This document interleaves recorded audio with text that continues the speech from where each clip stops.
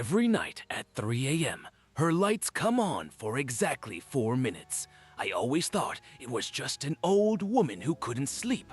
But last night, the power went out across the whole building, and her lights still turned on.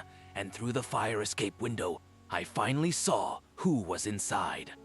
Every night at exactly 3 in the morning, the lights in Mrs. Calloway's apartment turn on. Not slowly, not with a flicker. They snap on all at once, every single bulb, like someone flipped a single switch for the whole place. And they stay on for exactly 4 minutes. Then, just as suddenly, they go dark again. I started noticing it about 6 weeks after I moved into the duplex. At first, I thought it was insomnia. Old people wake up early, right? Maybe she couldn't sleep. Maybe she was watching TV with the sound down. But the lights never varied. Same time, same brightness, same 4 minutes. No sound ever came through the walls. No footsteps, no TV hum. Just light and silence. The building was quiet anyway. Too quiet. The kind of quiet where you hear your own breathing too loud. I was new to the city. Working long hours, barely knew anyone. Mrs. Calloway lived across the hall. Small, soft-spoken woman in her 70s who watered her plants every Sunday and always said good morning with the same tired smile. That was it. That was our whole relationship. Polite nods, nothing more. But the lights became my clock. 3 a.m. every night. I'd wake up, glance at my phone, and there they'd be. Her windows blazing like a stage lit for no audience. I started to wonder what she was doing in there for exactly 4 minutes. Not 3, not 5. Always 4, like it was measured, timed, practiced. Then, one night, I saw her, or thought I did. I was half asleep, staring out my window, and for a second, I saw a shadow move behind her curtains. Just a flicker of something upright, still, not walking, not pacing, just standing. Right in the middle of the room. Then the lights went off, and it was gone.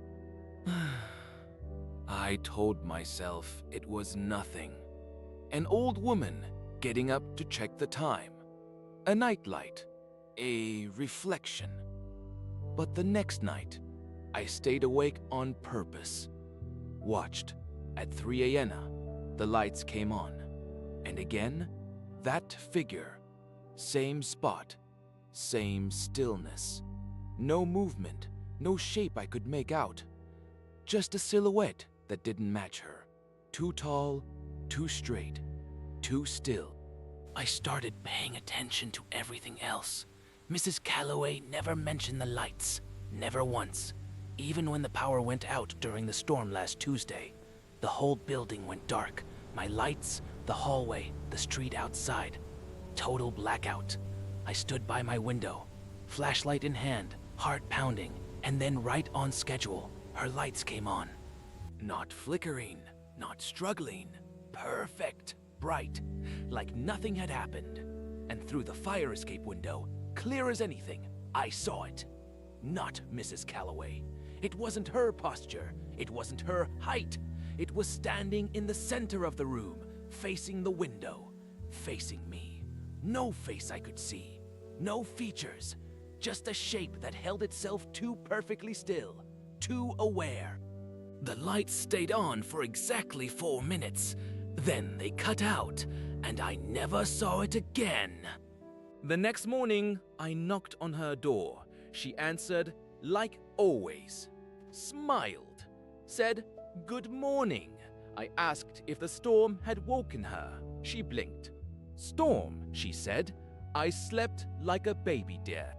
But her plants were dry, every single one, and the soil was cracked, like they hadn't been watered in weeks. I moved out 3 days later. Left my key under the mat, didn't leave a note. Because the last thing I saw that night, before the lights, was her standing at her door, watching me pack, smiling, the same tired smile.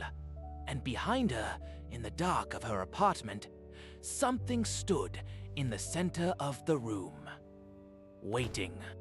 I never saw that face again, and I never will. If you want to know what else lurks next door, hit subscribe, and I'll keep watching.